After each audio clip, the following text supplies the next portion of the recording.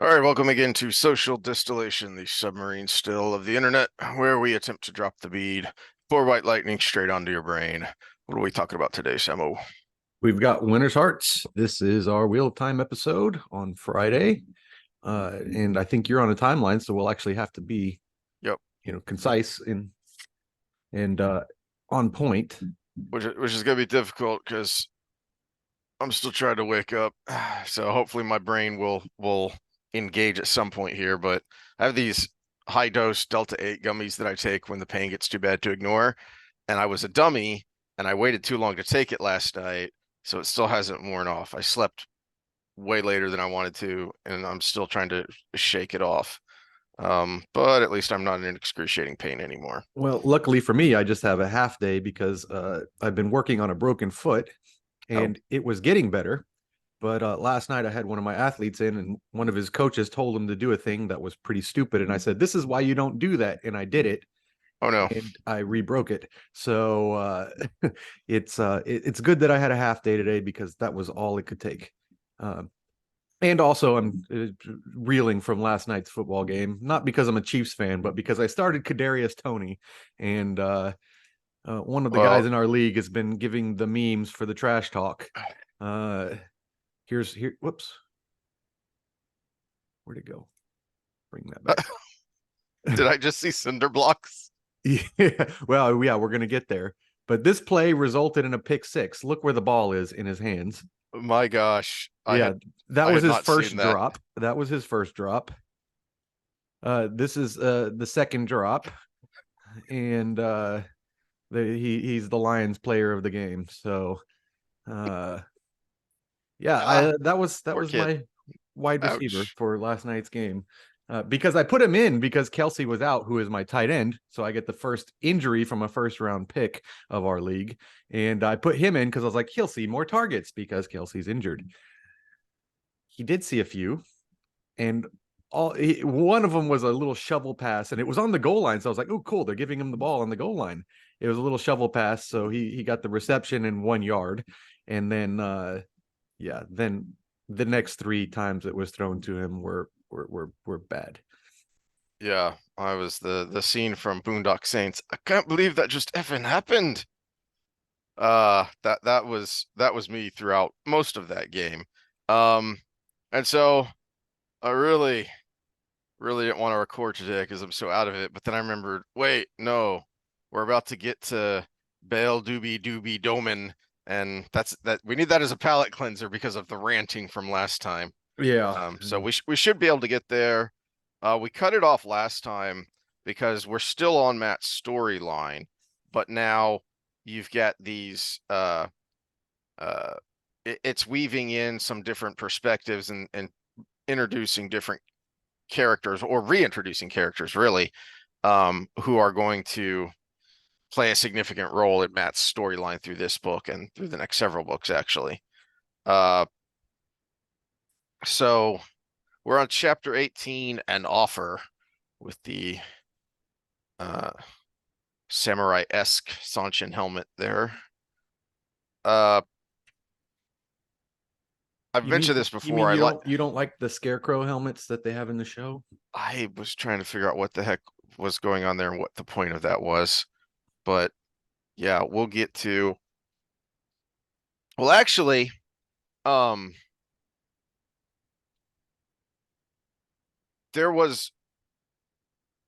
there was one good part about that scene which we haven't gotten to in our previous review because we just did episode 1 and this they don't show up until what 2 or 3. When does that big scene happen? I guess it's the end of 2 and Mm-hmm. into episode 3 that Sanchin scene is. There was a lot wrong with that, but even one of the few things they did right, they got wrong, which was Suroth, which I don't mind them taking out Turak. He's cool, but if you're trying to condense, okay, fine. But when she's flicking her No, we're gonna get to fingers, Rock. He's on the list. oh, really? Yeah, Then why? he's the black guy in the previews. Then, oh, yeah, I'd forgotten about that. So then why the hell is this Suroth and not him? Whatever. Um, was it just me or when she flicked her nails so that the voice would talk for her? were they making like old kung fu movie sounds? Was I hearing that in my head, or was that actually happening? No, it was Like happening. what is Yeah. happening here? Besides the fact that they're ludicrously long, like Lady Deathstrike, she's gonna come at you and fight. It's like, what is going on here? At least they did a decent job of portraying the rigidity and the authoritarian nature uh um of the Seanchan. It's not enough that you are um deferential to your superiors. You must be obsequious to them. So they kind of got that part right, but then they ruined it with the cheesiness and a lot of the dumbness, which we'll get into. But Yeah, I that's still don't understand why the freaking Domine have pacifiers instead of a leash, but that was going to be one of my gripes, is because one of the their name components, literally means leashed one. but also I assume they did that for practical choreographic reasons, that it's easier for the actresses to move around if you're not leashed to someone. But again, that's part of the point. Part of the point of these few chapters is Matt had kind of seen them before in The Great Hunt, but one, that was a long time ago, and two, his memories are all messed up. But now he's really seeing the leashed one system in action, and you see his revulsion of it when he goes into the Wandering Woman, and you see uh oh, I'm brain farting on her name. Oh, who's the Satalanan, where she just blurts out, "Good, I would have been pained if either of them were leashed." You're like, Mhm. ah, keep it down. Um, so you see the revulsion of it. You don't get that with just the silly pacifier and it's in their mouth that just looks weird and you're not sure what's going on there. But also then that that gives too much uh um agency to the Dominate. They're not being controlled by the Soldam. They're acting on their own basically. You see the Soldam standing behind them at points, but you never get that sense of this is a kind of slavery that's worse than the typical slavery. It goes Mhm. even farther than, you know, than the Dakoval, who, we've already seen if you want him, buy him, you can buy people, which is very shocking to this side of the world. But it at least those people are treated like people, just people Mhm. who are bought. The Domine are treated like dogs. They're treated like animals. I don't know. You see in Turok's palace when in the book in the second book that the Dakaval are pretty enslaved. I think it just really depends on who the master is. Yeah, Because you also get the how bought into the system they are with that when they all kill themselves after he dies. So how much like we talked about last time with Olivia, and how bought into the system she was until they finally broke her away from it, and then we've talked about it before, like that switch flips and now she's the most anti-Sanchin person there. which is a funny kind of contrast because look at the way the Dakaval behave for Turok, a normal human being who just has influence, versus Grendel's pets. Mm. She has to use the power for them to do the exact same thing that this man did just by culture. That's something I hadn't thought of before. Yeah. There are a lot of similarities there, and Grendel makes it happen by breaking their mind and turning them into something of an automaton. And these other people, they basically do that but willingly. Mm-hmm.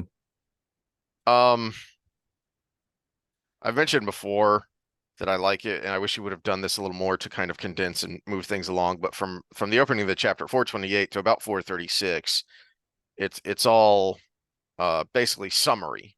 He Mm-hmm. doesn't he doesn't go with Matt step by step what he's doing through these various days. He's just showing you this is what he's doing, this is what he's learning.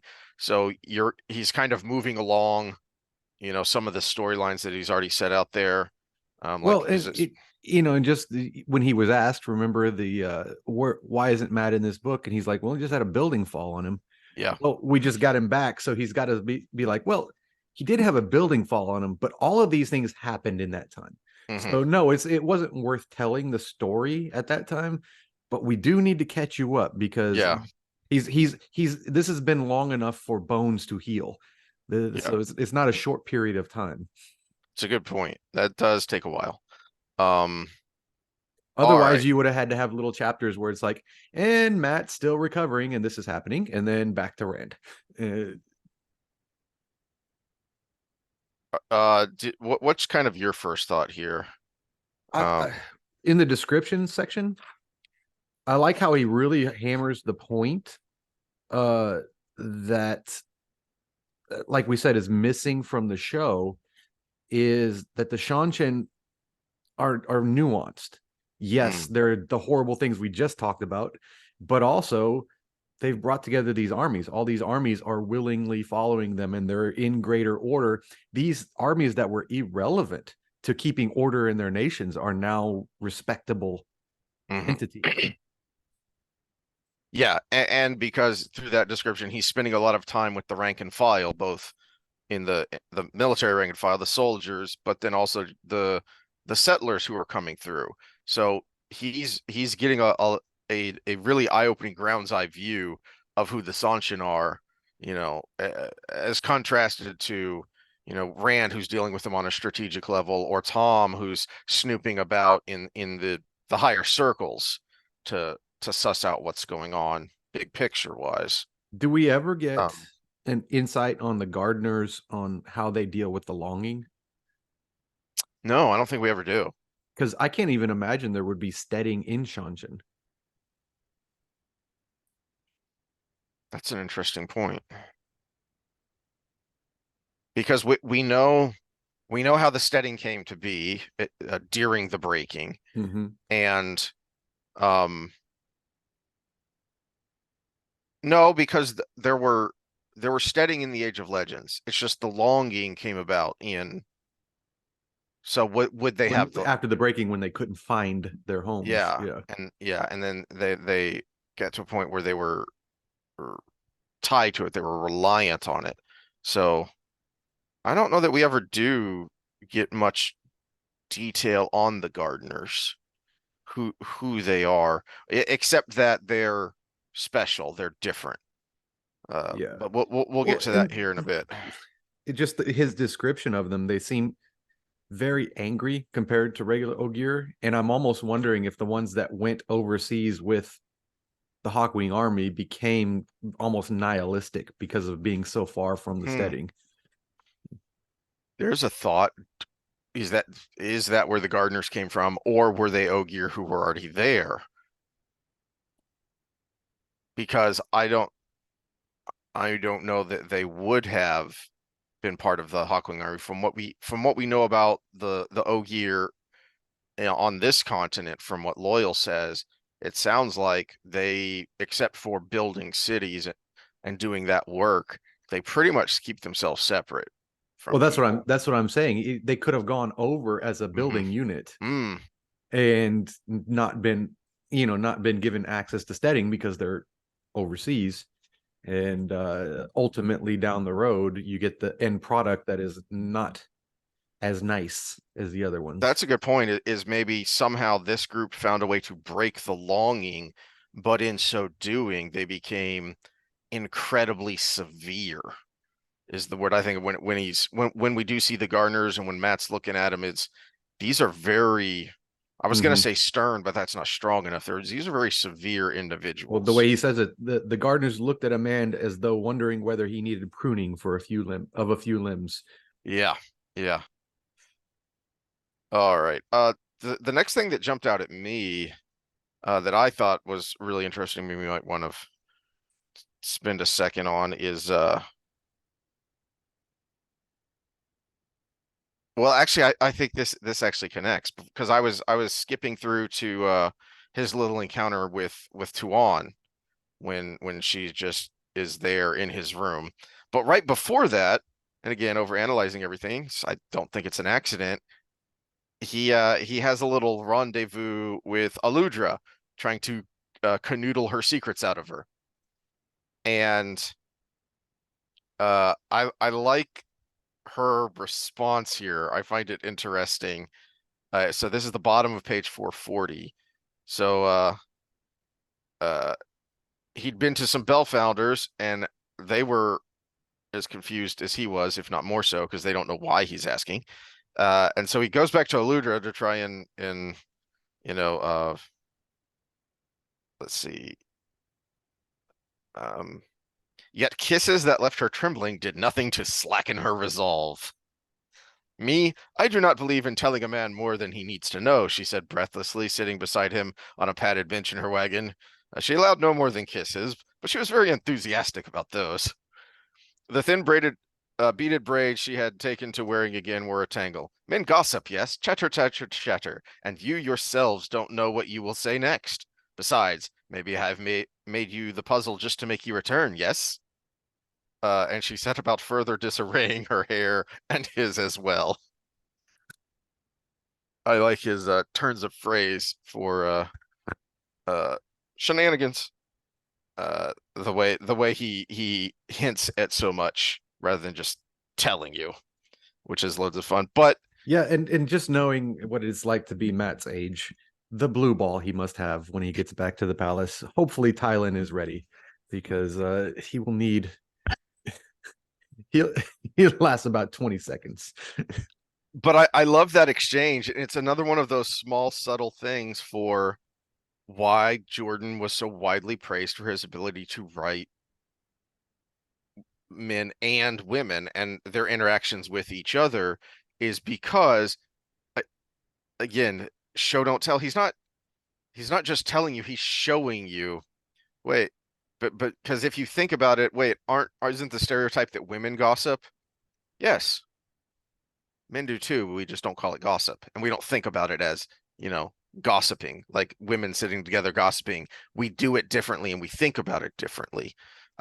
In the same way that uh women call us men crude Neanderthals because of the way we think and talk about sex and sexuality. They do the same thing, if not worse. They just do Mhm. it differently, and they are more uh, reluctant to do it in mixed company because we are barbarians. We will frequently say the same thing we would say with a group of guys when there are girls around.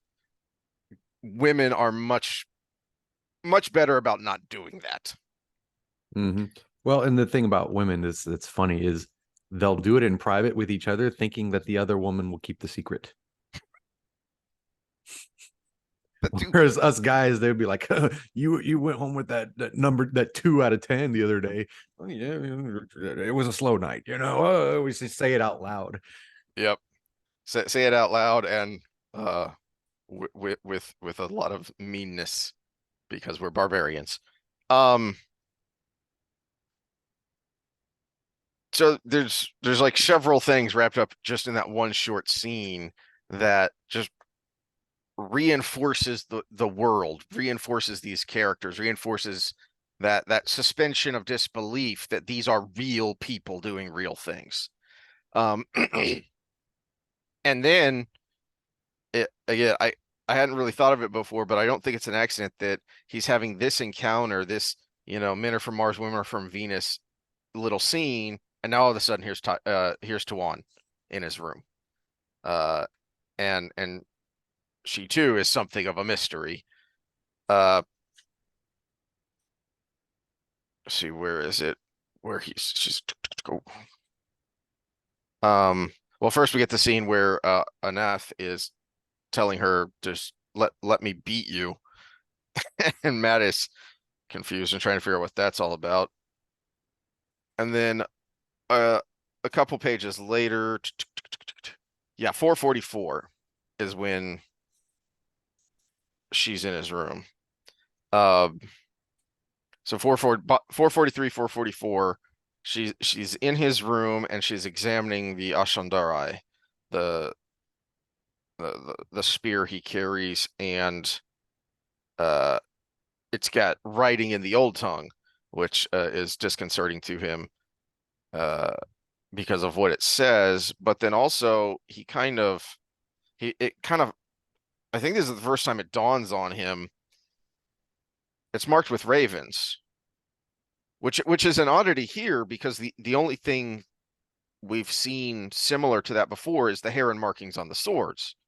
So what does the ravens signify, and where the heck did this come from?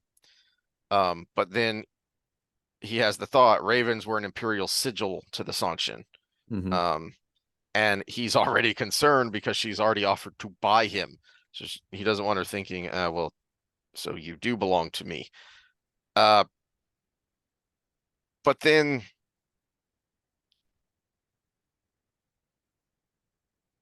do you read anything into uh there's an interesting contrast, an interesting paradox in his own mind in between the dialogue, which is the first he notes that um she no longer looked like a child or looks like a boy to him, that he started to notice, no, this is in fact a woman.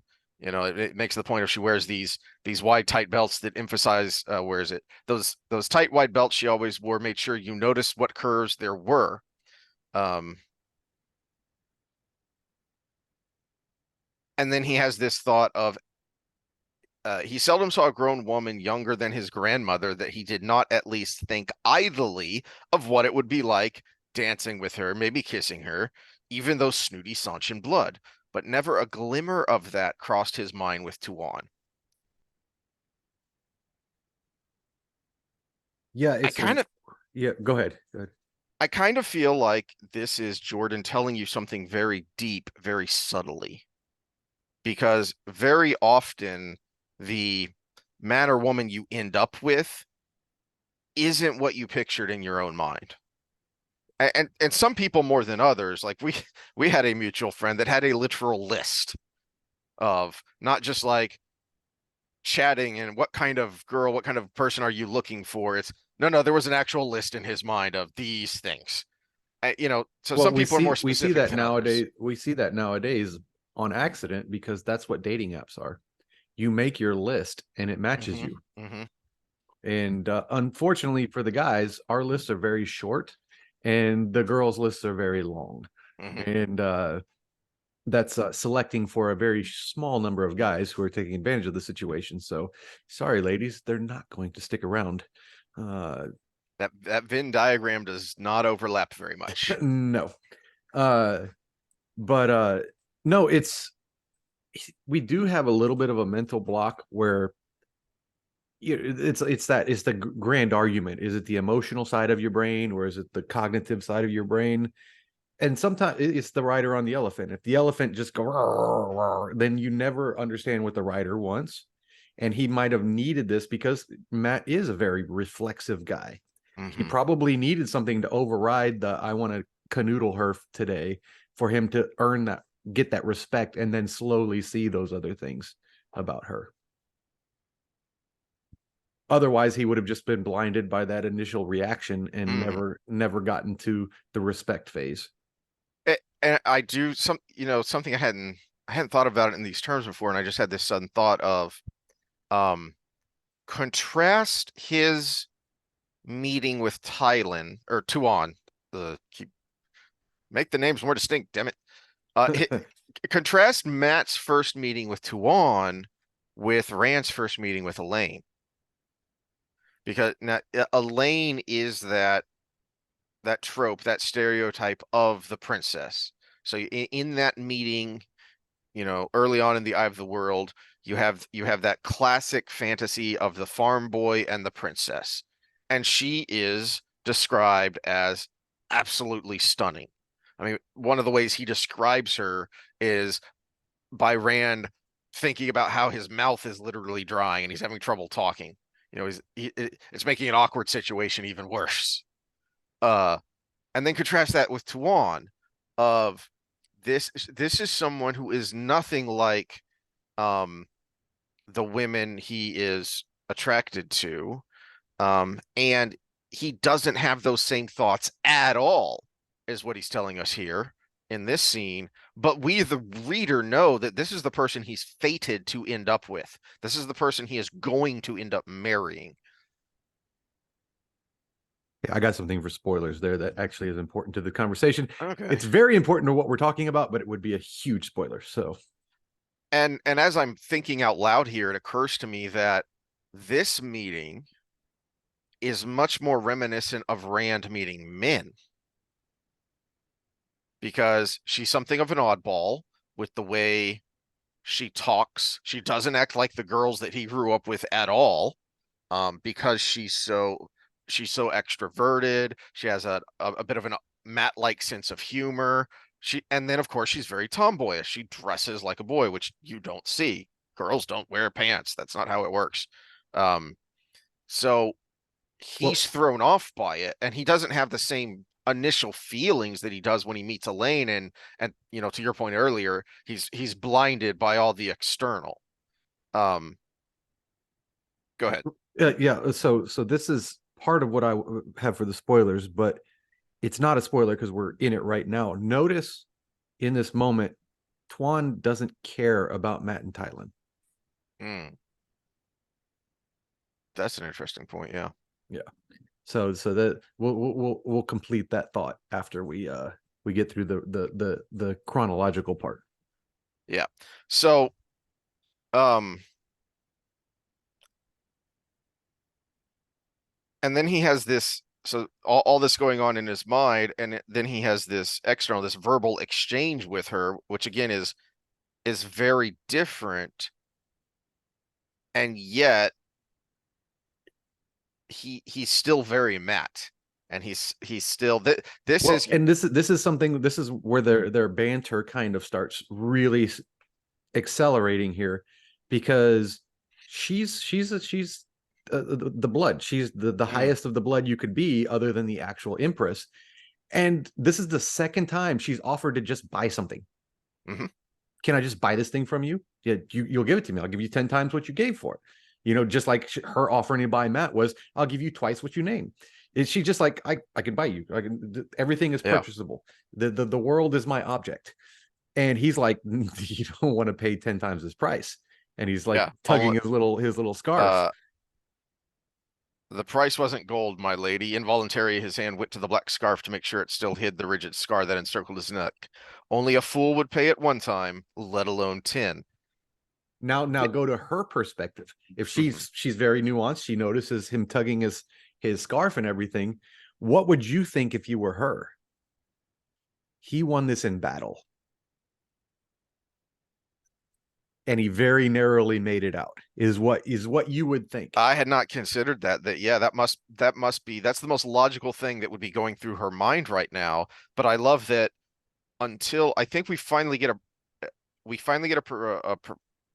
a scene from her perspective in the next book. And I know there are several in Knife of Dreams, but right now she studied him for a moment, her expression unreadable no matter how sheer her veil. And this is for Matt, who is a master reader and reactor of people. Mm-hmm. And she is a blank slate to him. And then he might as well have vanished. She glided past him as though he were no longer there and swept out of the apartments. So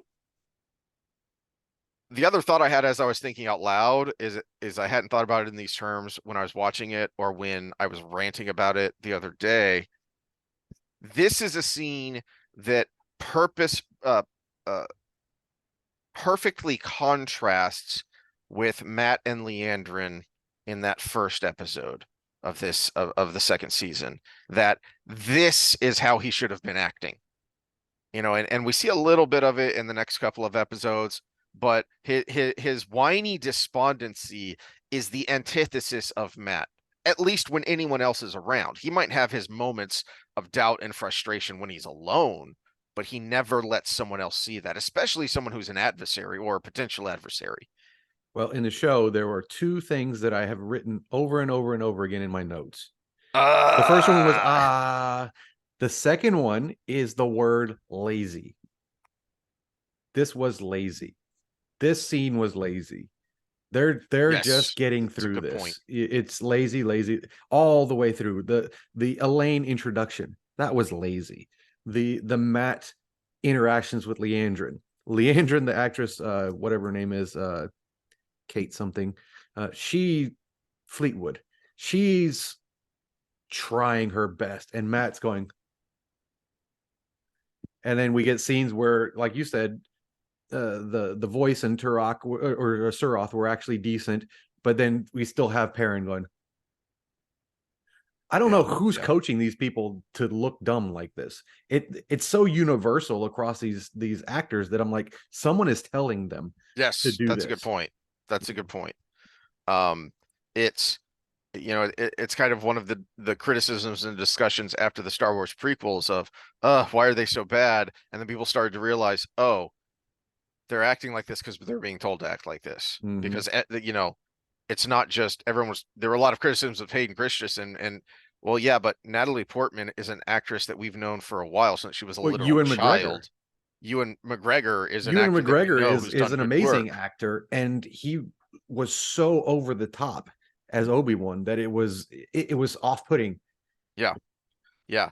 And then there were moments where you saw that, oh no, this is a young Alec Guinness, where he was good, but they were fleeting moments because the majority of his scenes he was clearly being told to act a certain way. Same thing with Matt. There are moments in the second and third episode where, oh man, I like him better than the first actor simply because he's being more Matt. He's being allowed to be more Matt. But then it's this is why I liked the contrasted with first season actor, because remember, Wheel of Time Matt was annoying. The first season that actor did more with worse. Mm-hmm. So there is that. But this scene that I like your point there about the laziness. Jordan could have very easily accelerated what's going on here just to, get to the point and to, skip the foreplay. I just need to get rid of these blue balls. And as Matt needs to right now. But well, no, in the previous pages, he does make a point that Tylin is apparently raping him very often. Very often, yes. Yeah. But this scene here, so we get that that dun dun dun moment when we first got Tuon's perspective and saw this is the daughter of the Nine Moons. And so the reader knows what's coming, giggity, but he's not going to rush it. He's not going to be lazy and take the cheap way out. This scene is just barely over a single page long, and yet he inserts it here to build the moment, to build the relationship, and to take some time to lay the groundwork so that when you do get to the payoff, it's much more meaningful. All right, so we get the next chapter, 3 women, which if we've been following along here, Rand's got 3 women. Matt is bouncing around with 3 women right now. He's bantering with Tuon. He's got Tylin, and he's canoodling with Alundra. I hadn't thought of that. Yeah, Perrin's the only one that's sticking with 2. Jeez, 1.5 because he's trying to. I mean, does Berylane count as 2 because she's such a?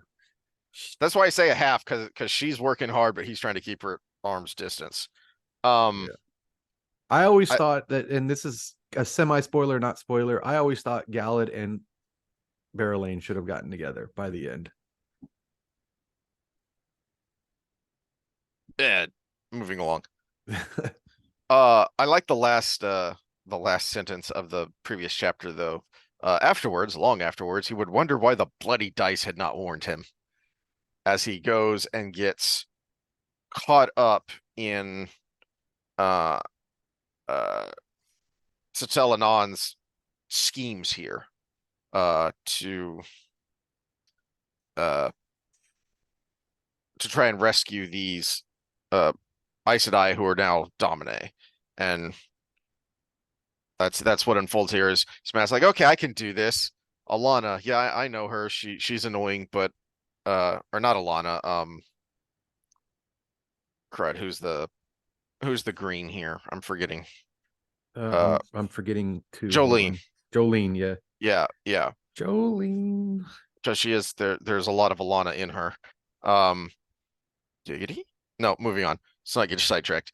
Uh, okay.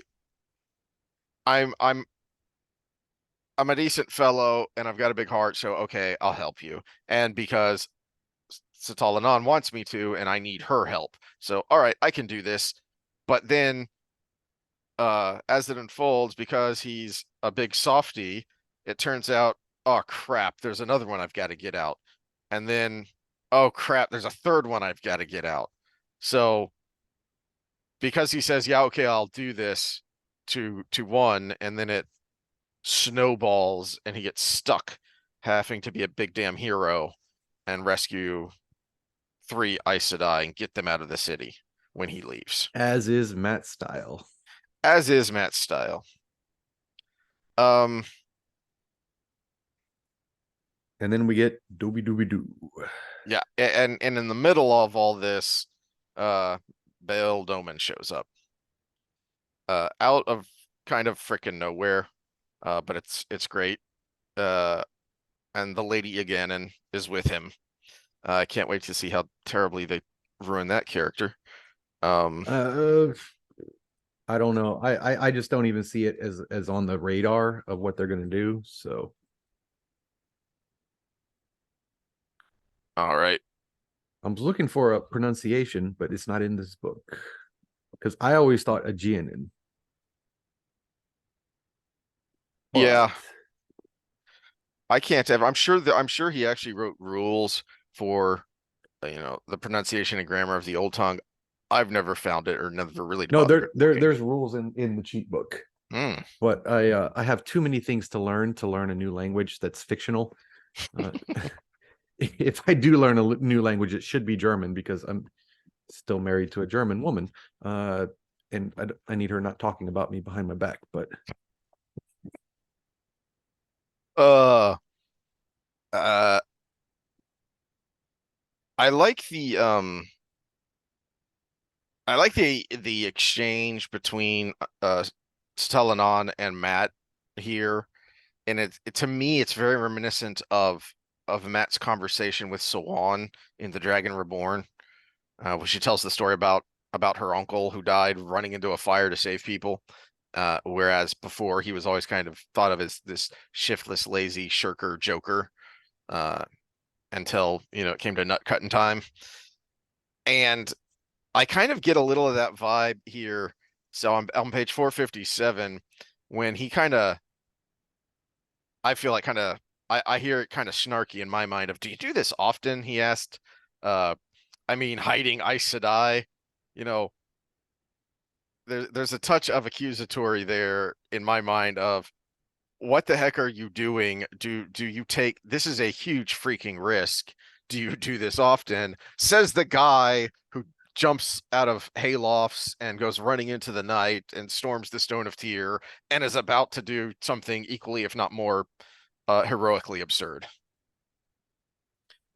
the guy who faces down a golem. Yeah, We need no more than more than that. once. With Yeah. with the medallion that he just has a slight hint that it doesn't like. Yep. Um,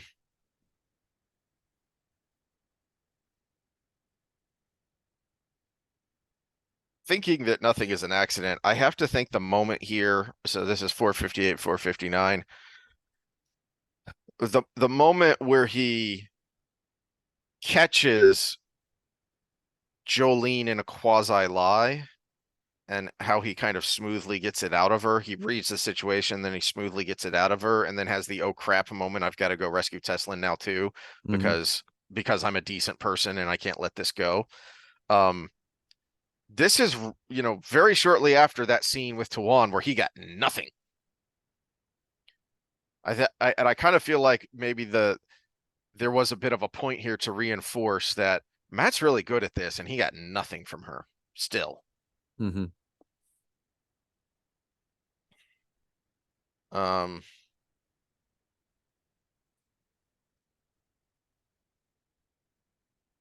all right, moving along.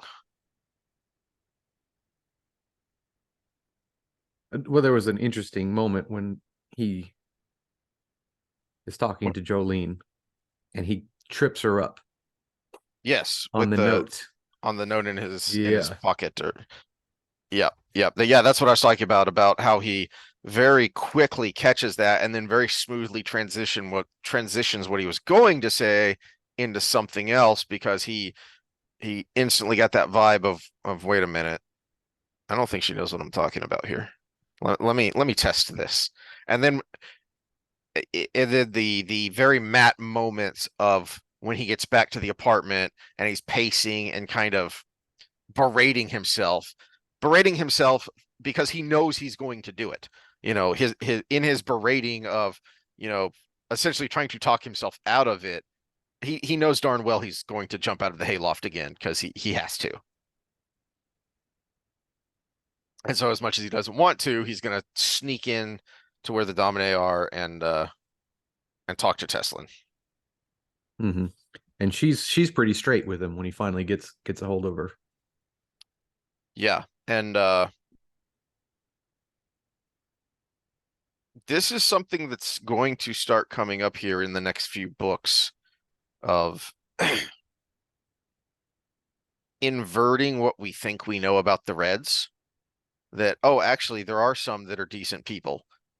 And there are some who think beyond the very narrow prejudices and hatreds of the rest of their Ajah. Because Teslin is a Red. Mm-hmm.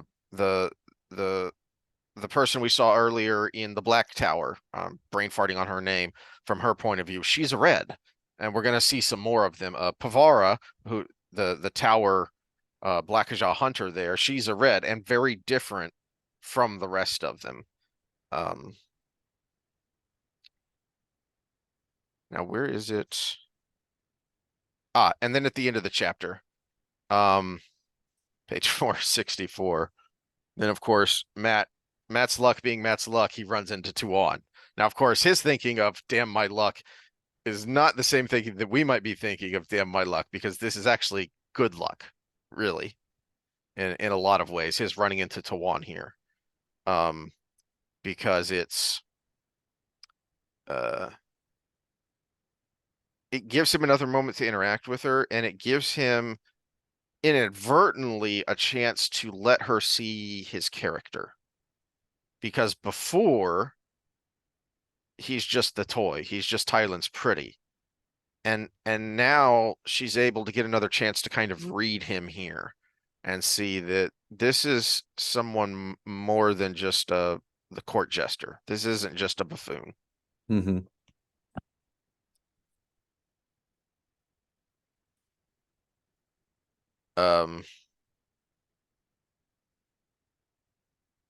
Well, you brought up the treating Domine like dogs, and there's an interesting little twist here where Yes.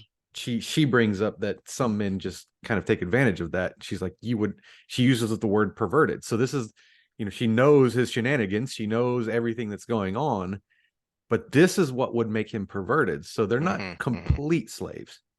It's still frowned upon to force to force these women to do things. Yes. Or it's the thought in his mind, where is it? What kind of a man wanted to bed a woman who was on a leash? And there's a layer of disgust there, because he's already disgusted by the whole Domine soul damn thing in the first place. And now you have people among the blood primarily with who would be able to do this, and this is the way some of them act. So an added layer of revulsion there. Mm-hmm. Okay. Well, but also just subtle little sentences here. When she makes that statement that men actually take Domine to their beds, her full mouth twisted in disgust. So not only does it have what the intonation of what I said, but notice he noticed a full mouth this time. It's a good point. It's these little subtle things where this is Matt's head, remember? So the description of her mouth is what he's thinking. It's another, again, he's not being lazy. He's doing the work. He's putting in another little nugget there that ties back in to, you know, him previous chapter and him noticing that while she doesn't have much in the way of curves, she does have them, Mm-hmm. and he's noticing them, even if in a much different way than he usually notices them. And then we get to chapter 20, Questions of Treason, which is a very interesting chapter and one I had to go backwards on the first time I read it and go, wait, who is this? I can't remember, because this is from Bethaman's point of view, and Bethaman is a character that we have not seen in 6 books. Mm-hmm. What book is this? So we Since saw, Tanchico, we'll say. Since yep, Tanchico. Yeah. we saw her back in The Great Hunt, and I think there may have been a blurb with her in an epilogue, with Suroth. I think she may have been there. But uh now he's repurposing uh a he's repurposing a character that was at the time just kind of a little throwaway character. Okay, we're not going to see her again. And I like it when he does this. And as I've said, I wish he would have done this more in the latter half of the series rather than introducing new characters. I wish he would have taken, even if it was someone we just met in passing and like never even saw them speak. If it was a named character that we saw somewhere and got a description of, I would have rather had that than have a new character this late in the series. Mm-hmm. And that's what he's doing with Bethaman and Rena here. Um, let's see.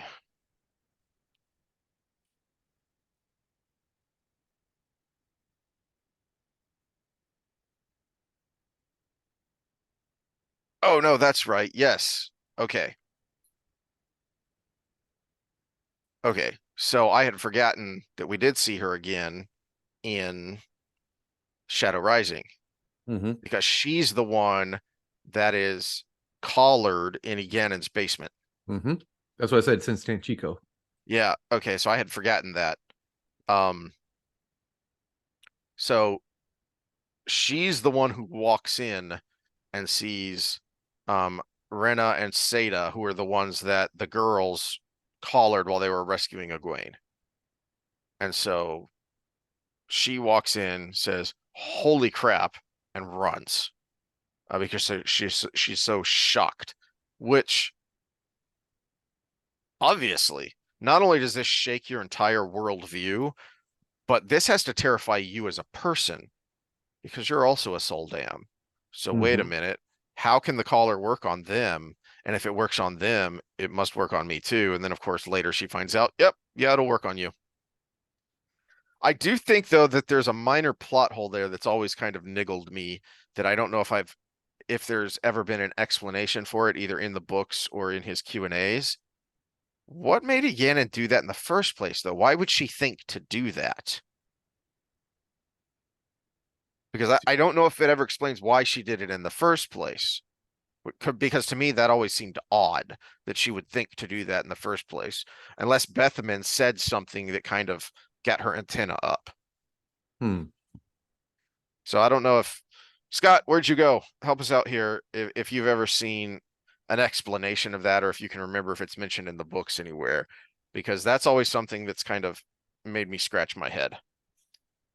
Well, could she have been the one to have found them in Falm and it be kind of just a carryover from that? She never released them.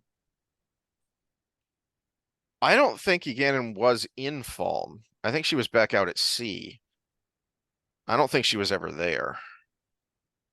She's the one that brought Doman to Falm. Yes. But then I don't know if she was there when it fell. I don't know if she was there during the horn when they attacked with the horn and all of Hmm. that went down. Um, Yeah, but she could have been part of the recovery effort.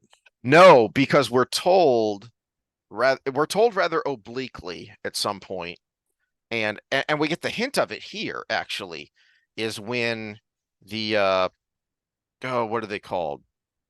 The dude with the raven tattoo. The Seekers? Yes. Yeah. So when she goes back to her room and yeah, here it is. So 473. Now, Um, this is from her point of view, and I don't know that if it's ever completely confirmed this is what happened. But Bethaman, so intimately knowing not just Seanchan culture, but the Soldam and Domine culture from being part of it and how that interacts with the blood, uh, I think it's a high probability that this is what happened, which is that as she thinks, thinking about Rena and Seda, obviously Alwyn had found the collared pair of Soldam and reported them to Suroth, and Suroth had sheltered the Empire by protecting Rena and Seda, dangerous as that was. What if they suddenly began channeling? Better perhaps for the Empire if she had arranged their deaths, though killing a Soldam was murder even for the High Blood. 2 suspicious deaths among the Soldam would certainly have brought the Seekers. So Rena and Seda were free, if it could be called that, when they were never allowed to be complete, which is what the Soldam think about with the Domine. Mm-hmm. Which I find interesting, and uh I don't know that he ever really goes into depth of it, but it's another little hint about how powerful the power is, because even these people who don't know that they can learn to channel don't know what they're feeling, but they get to a point when they've trained with it so much because they can learn and they've got the power there just out of reach, almost like someone who's been shielded or severed in a way, is they have to have that feeling, but they'll have no idea what it is, because they don't know that, somebody's been spiking your drink for the last 20 years or whatever. So her reasoning here is that Alwyn had done her duty and been honored by becoming Suroth's voice. Suroth had done her duty as well, however distasteful. There was no new testing. Her own flight had been for nothing, blah, blah, blah, blah. So she's thinking all this because, one, she's feeling guilty that, as she thinks, Suroth had done her duty, however distasteful, because she's feeling guilty that I didn't do my duty to the Empire because the Empire's supposed to come first. But then also something happened in her flight from Falm that led her to Chanchico, that led her to being collared by Ganon. Although we have no idea why that happened in the first place. But she's thinking all this, and then holy freaking cow, there's a Seeker in her room. And I love the interchange here. I love the exchange between the two of them, because we just had this kind of monologue of Bethaman thinking about all these things that had happened, and then this Seeker comes in, and uh when she runs to a Ganon because she doesn't know who else to turn to, and tells her, and she's kind of frantic, and it's kind of a comedy of errors that this Seeker has pieced all these things together and woven this conspiracy theory. And as Bethman kind of says, he's so far from what actually happened, but it doesn't matter because he's still on target. Mm-hmm. So he's on target, but he has absolutely no idea how he got there. He has absolutely no idea of what's really going on, but he's been able to see enough oddities that now Bethman is in trouble. Well, and that's what we see even in real life when you have your the dirty word conspiracy theorists. All these things, we just know something's going on. Yes. It may be lizard people, or it may be just a bunch of crooked people that have an island with children on it. In the case of this Seeker, something he's looking at is it all keeps tying back to Suroth. So it's not actually all connected to her necessarily. And of course, we, the reader, know that Suroth's a dark friend because she was. And we all know who Alwyn is, those that have read the books. And so we have that extra bit there, but then the Seeker even connects Ganon being raised to such a high position because he was raised by the High Lady Suroth, but he doesn't know why she was raised. but he does find it odd that this person who has this strange connection to Tanchico, where weird stuff happened, and where he was attacked, and he doesn't know why. He doesn't know who did it, but he knows that he was attacked by someone while he was following Eganon to try and figure out what she was doing. And so he already suspects her of something, and now she has a connection to Suroth as well. And so again, he's accidentally on target because he's accidentally scrutinizing someone who is of the high blood and a dark friend, though he has no idea about that part. Mm-hmm. Um, Well, but also look at their culture. What we get more and more of as we go forward. There's always machinations, assassination attempts, politics. So he knows that there's shenanigans because that's the way of the blood.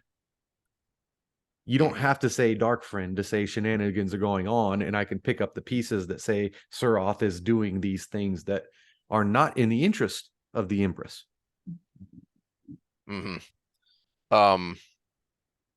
And then the way it ends, he is kind of the biggest speech that this seeker has ever given is this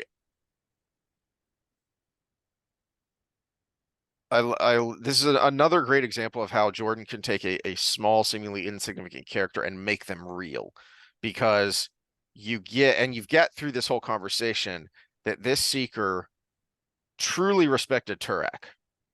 That, as he says here at the end, Turak was a great man. That he really respected him as a kind of paragon of what the high blood should be. And so part of what set him on this trail was Turak's death. But his duty is to the Empress and to the Empire. So Turak's death is dust beside the danger facing the Empire. And he's laying out that the danger he sees, and this is the amusing part to me, he's right in that the danger has to do with channeling, but he sees it as that must mean it's an Aes Sedai plot. Mm-hmm. There's an Aes Sedai plot afoot. And then chapter 21, which is probably where we'll have to end it, but I think that's when it switches back to, yeah, it switches back to Rand's storyline after this. So we're still in Mat's storyline, but now we've switched to someone we just saw for a second when he was canoodling with Jolene of Doobie Doobie Doman. Hold on just a second. Sorry about that. My eyes were turning yellow, so. All right. All right. So chapter 21, last one we're going to go over today. So since we ended with Bethman, I'll kind of skip to the middle of the chapter here, which is the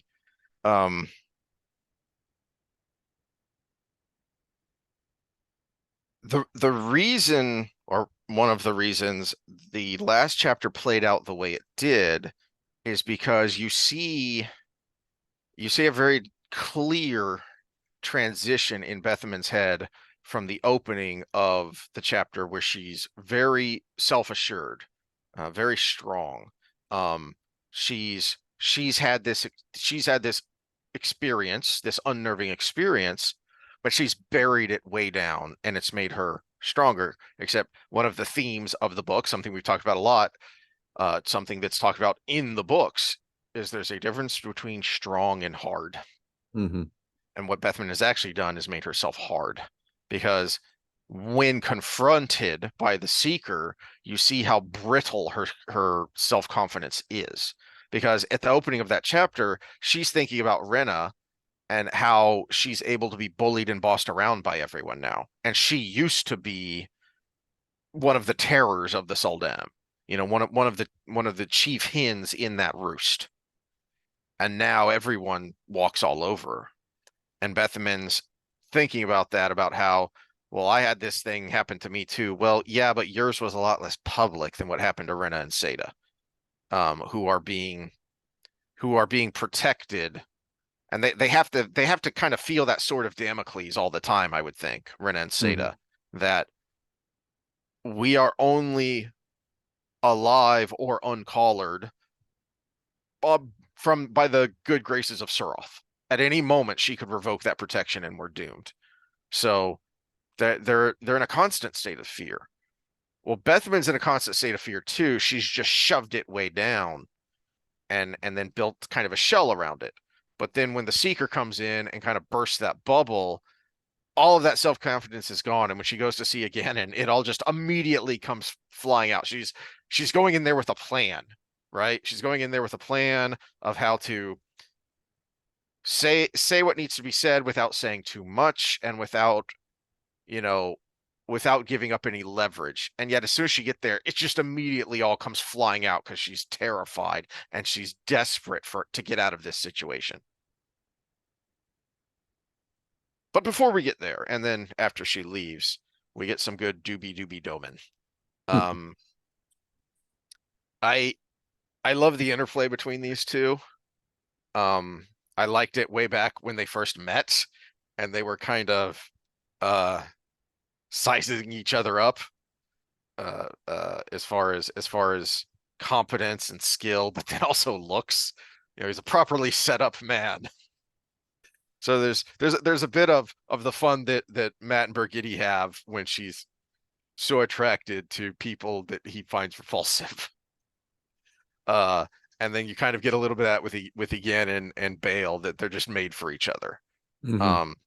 And then especially in this opening where she's laying down and watching him pacing like he's on a quarter deck. She's thinking that he hasn't lost that air of command that he had when he was a captain, even though he not technically, he is a slave, a high-ranking slave with a lot of power and freedom of maneuver because of how high-ranking he is, but still a slave.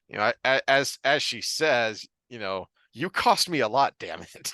Apparently there are other women with her tastes. But if you would have just kept your mouth shut, then I wouldn't have had to buy you. There's also a moment here before Bethman shows up that is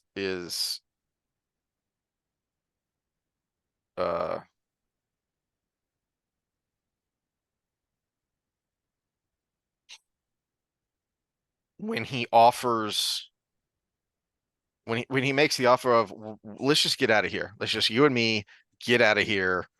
I'll go back to my old trade. I'll support you. And then something new of, let's get hitched. Let's get married. And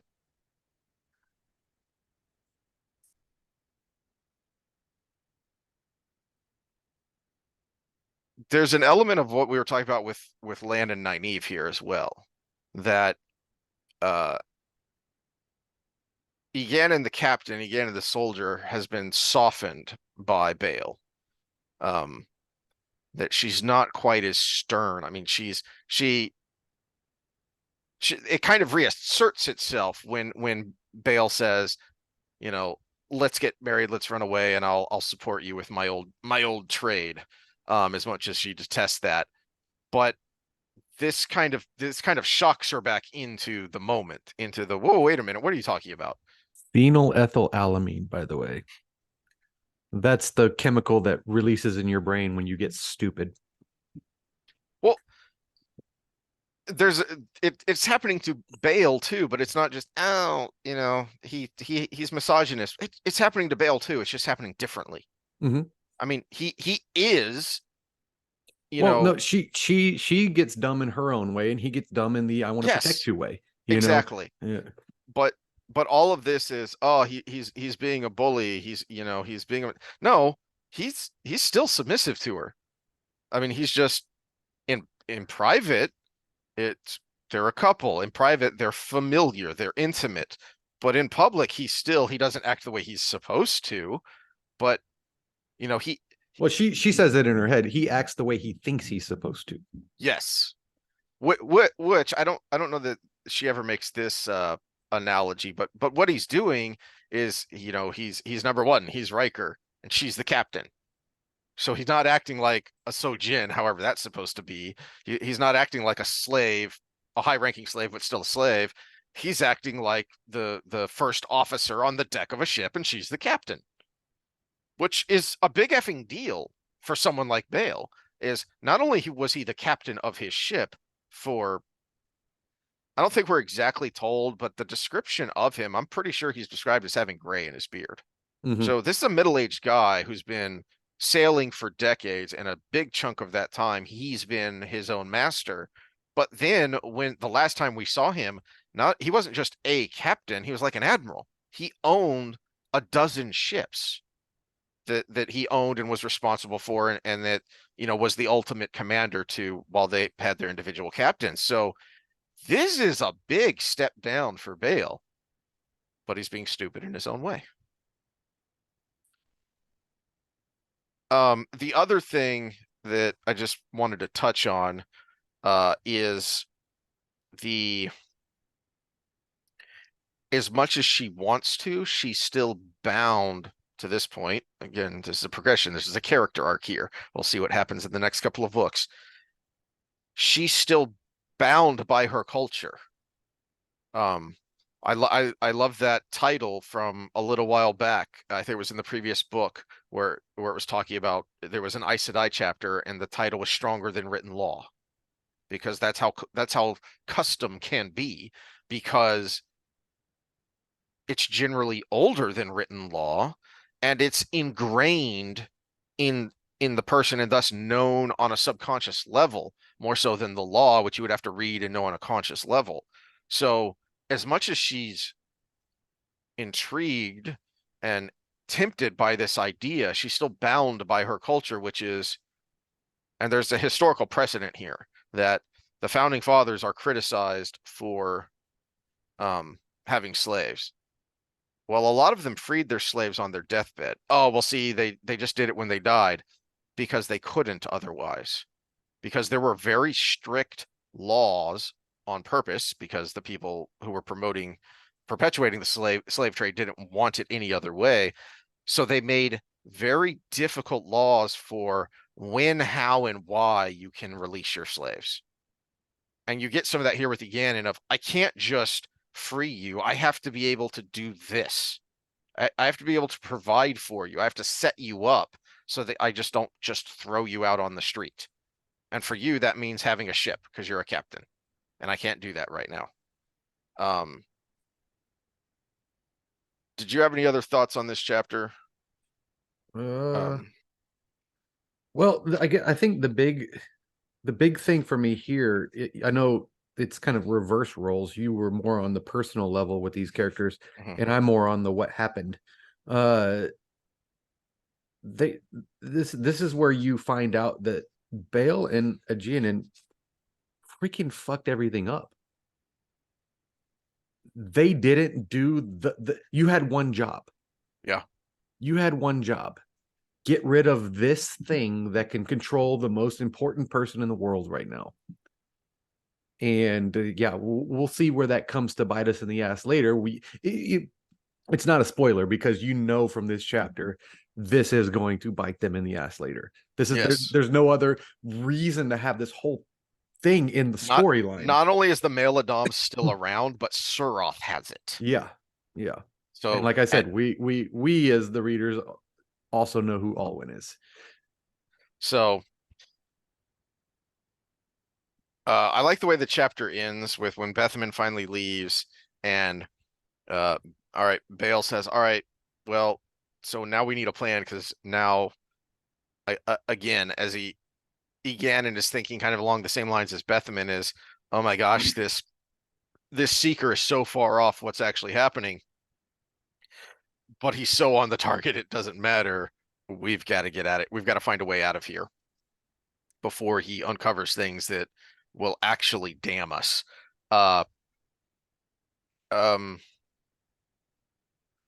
And he mentions that he recognized Matt Cawthon, but more importantly, if Matt's here, that may mean that someone you do know is here as well, which is Marilyn, Tom Marilyn. And then that kind of unnerves again a little bit of again, his breath caught. Marilyn was a clever old man, a dangerous old man, and he had been with those two Aes Sedai when she met Bale. Bale, is there a conspiracy? Tell me, please. How the hell would I know, woman? But as much as she is unnerved for her own personal safety, she's still tied to her culture and custom. So she's reflexively nervous of, oh dear, is there an Aes Sedai conspiracy that's threatening the Empire? All right, so that's all I got there. And now we got about 10, 15 minutes if we have any spoiler things we wanted to talk about. So go away if you haven't read yet, because we have some spoilery things to talk about. All right. My first spoiler was on Tuon. So we were talking about her and Matt, and what it is about her and the upcoming relationship. Also, now that fast forward to the last set of books, and I don't think Sanderson did a very good job of fleshing this out, but notice the way the blood relationship is Matt is her husband, but you also get a sense that he can still Matt in the same way that she's not bothered with him being with Tylin. You get the sense that the blood are married in name, not necessarily in how they spend their but evenings. again, that's why I wanted to point out the slow transformation of Matt there, of starting to see Tuon as a feminine woman with feminine charms, because she is so not on his usual list. He needs that as a I almost said a Westerner, but Seanchan is actually west of the mainland. As a mainlander, someone of his culture, he needs to see the woman, her, to marry her. But she needs to see the usefulness in him to marry him. But no, what's interesting to me is because we get this in Knife of Dreams, so it's not a Sanderson thing, is some of the last bits that Jordan wrote about it was about how Matt is confusing Tuon even more, because to me he has the expectation that, okay, well now we're married, so we're a couple, so let's do couple things, let's canoodle. And she's like, what? When I'm ready for you to give me an heir, you come do your thing. He's like, no, I want to canoodle. No, I'm saying Sanderson didn't flesh it out further enough. Like you said, it's not a Sanderson thing because it's a Knife and Dreams. No, Jordan was on that path.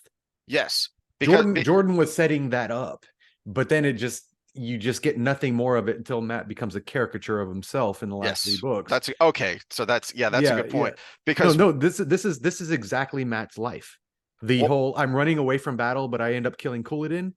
This is the relationship the world needed. This isn't the relationship Matt thought was going to be the relationship. But it's also the relationship Tuon needs. Because one of my favorite scenes in Knife of Dreams is after the Death Watch guard guy finds her and they're leaving, and he says, that's the face of a man in love. And Tuon is, what? Because she was not thinking on those terms at all. To her, their courtship was, battle strategy, which is how he started to think of it and how he finally kind of sort of won, but not really. Ulysses S. Grant. Like I said, Matt is based on him probably. So to her, this was battle strategy, and it was fun because he plays the game so well and she enjoys the game. But it wasn't fun in that puppy love, holding hands for the first time, getting my first kiss, etc., etc. It wasn't fun in that kind of way.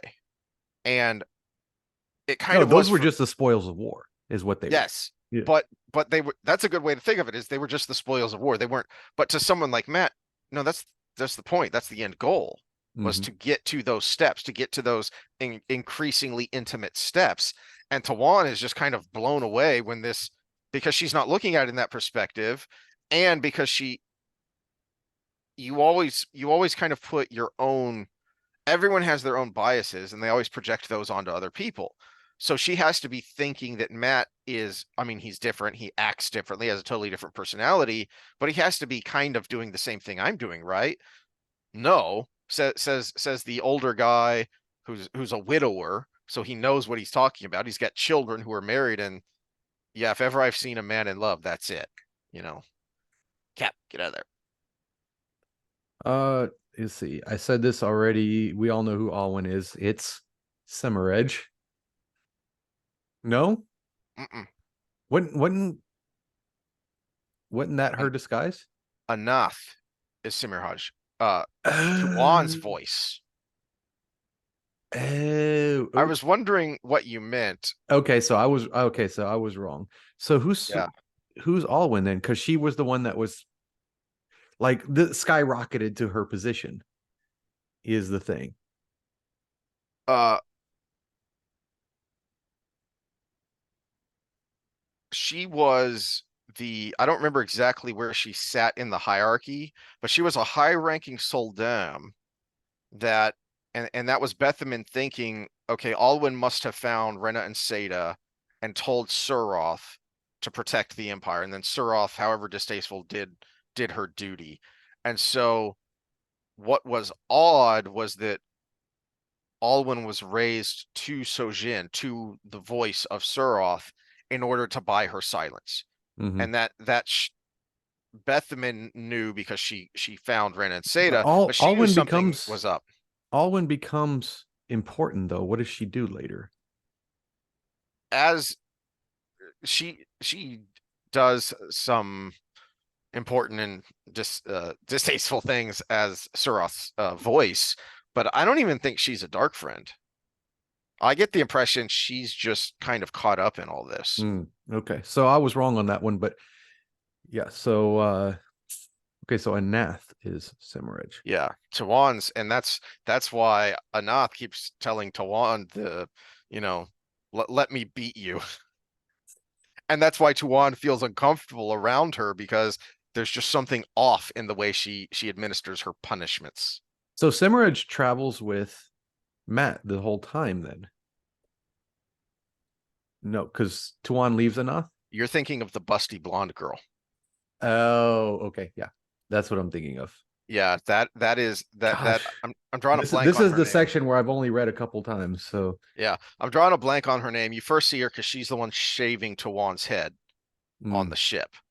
And she is basically uh Tuon's highest ranking personal slave. I don't know what that means, if that means her Sojin or what the heck that means. If she's on a rank with Bale, I don't know how that works, but she's supposed to be Sophia says I, that was going too far, but she was Sophia, and the feel of ownership might have been only in Tuon's mind. But then no, that was Anath that she's talking about yeah. there. So that woman is also secretly Tuon's closest bodyguard because she's trained in hand to hand and knife fighting and things so that she can, on the sly, if someone manages to get that close, she takes care of Lucia. it. So Lucia, there you go. Yeah. Yeah. Yeah, she's the one that ends up going with Tuon. All right, did we have any other spoiler thoughts? This is just a little fun thing. If for anybody that's played the Dragon Age series, I really think so. They have a lot of homage to Wheel of Time in the Dragon Age series going along the way. And one of the main characters in Inquisition, which is the third one, is Cassandra. And every time I read a Geon's story, it's almost like that's how they wrote her.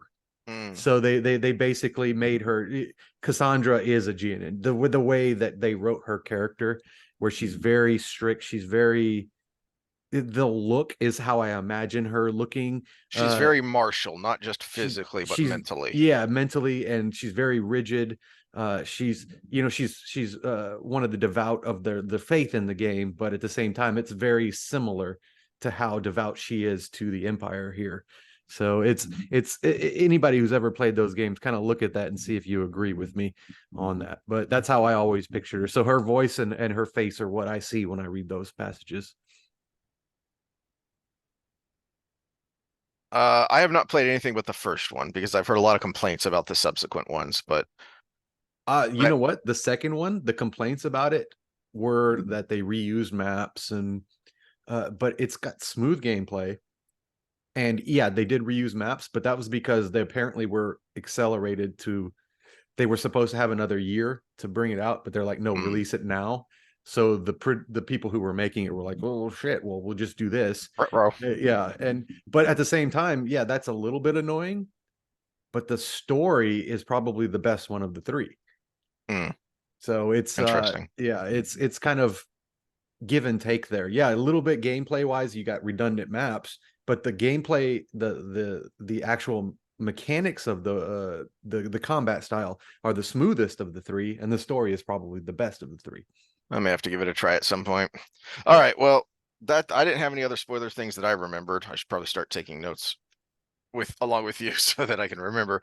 But next time we'll be actually be sticking with the Seanchan next time because next time will be episode 2 and 3 of the awful Prime Oof. series because I want to talk about that. We should be able to get through both episodes easily enough.